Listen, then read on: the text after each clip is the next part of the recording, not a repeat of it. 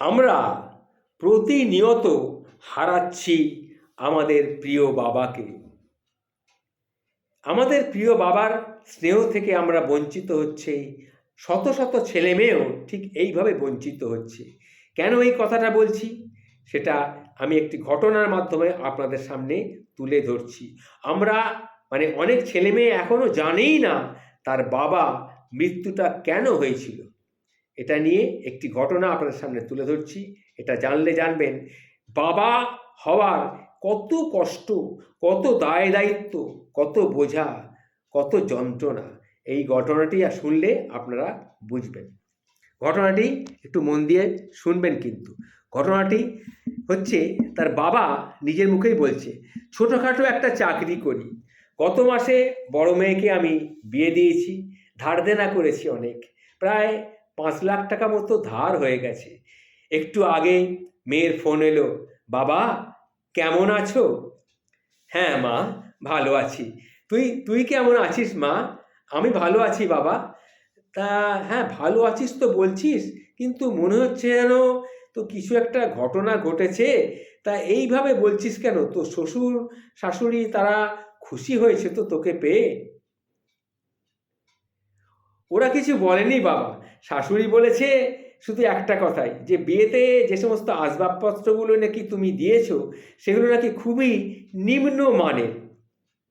কথা শুনে আমার চোখের জল টলটল করে উঠল। আমি বললাম, আচ্ছা মা, তুই তোর শাশুড়ি মাকে বলিস, পরে না হয় আমি ওদের পছন্দ মতো সব কিছু কিনে দেব। না না বাবা, শোনো শোনো, তুমি এক কাজ করো বাবা, তুমি আমাদের বাড়িতে পুজোর কিন্তু কোনো কাপড় চোপড় দেবে না। কেন মা? পুজোর সামনে পুজো আসছে, পুজোয় কেন কাপড় চোপড় দেবো না কেন? না না, তুমি কাপড় চোপড় দিও না। আমার ননদ, তোমার জামাইয়ের যে বোন, সে বলেছে কাপড় দিলে সবার পছন্দ হবে না, কাপড় না দিয়ে তুমি বরঞ্চ টাকা দিয়ে দিও। তা কত টাকা লাগবে মা? বেশি না, তা মনে হচ্ছে 25 থেকে 30 হাজার টাকা মতো তো লাগবেই। প্রথম বছর বিয়ে তো, একটু দামি দামি জিনিসপত্র কিনতে হবে।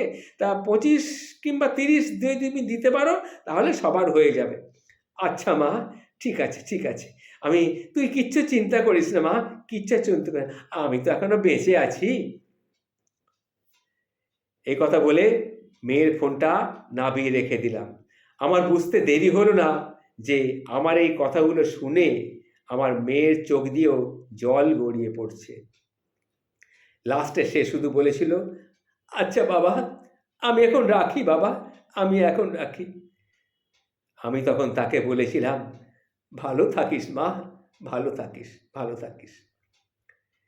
সেই দিন রাত্রির বেলায় আমার ছোট ছেলে বাড়ি ফিরে এসে আমাকে বলছে, বাবা তুমি কি ঘুমিয়ে পড়লে নাকি? বাবা তুমি কি ঘুমিয়ে পড়লে?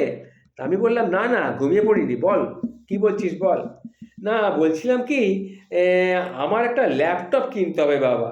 আমার টিউশনি তো করি, তার থেকে জমিয়েছি কিছু টাকা, কিছু আছে, কিন্তু আরও কিছু টাকা লাগবে। তা কত টাকা লাগবে বাবা?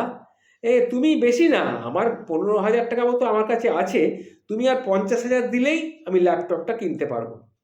ও আচ্ছা আচ্ছা, ঠিক আছে, যা তুই গিয়ে ঘুমিয়ে পড়, ঘুমিয়ে পড়, আমি একটু ঘুমিয়ে নিই। কালকে দেখি কি করা যায়, কালকে চিন্তা ভাবনা করি।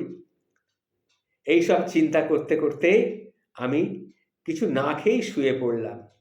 আমার গিন্নিকে বললাম, গিন্নি বলল, কিছু না খেয়ে শুয়ে পড়লে?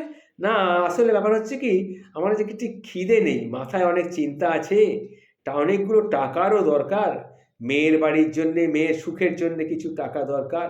কি করি? তারপরে আবার ছেলেটা এতগুলো টাকা চাইছে, মেয়ের বিয়ে তো সবে দিলাম, দেখি কি করা যায়। এইভাবে রাত হয়ে গেল, সবাই বাড়ি নিঝুম, সবাই ঘুমিয়ে পড়েছে, পাশে আমার গিন্নিও ঘুমোচ্ছে। হঠাৎ করে বুকের মধ্যে একটা ব্যথা শুরু হলো। ধীরে ধীরে আমি মনে হলো যেন দুর্বল হয়ে যাচ্ছি, আমার হাত পাগুলো যেন অকেজো হয়ে যাচ্ছে।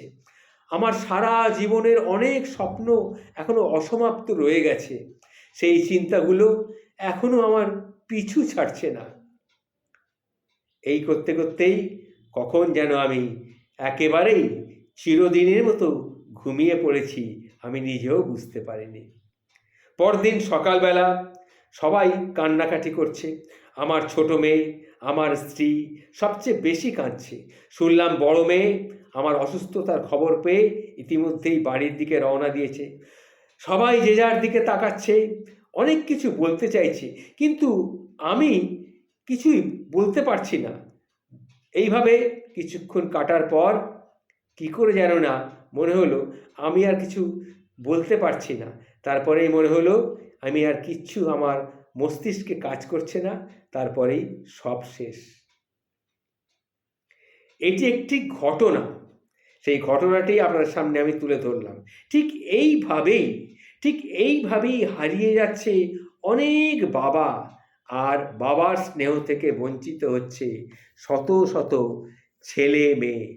অনেক হয়তো জানেও না তার বাবার মৃত্যুর আসল রহস্যটা কী।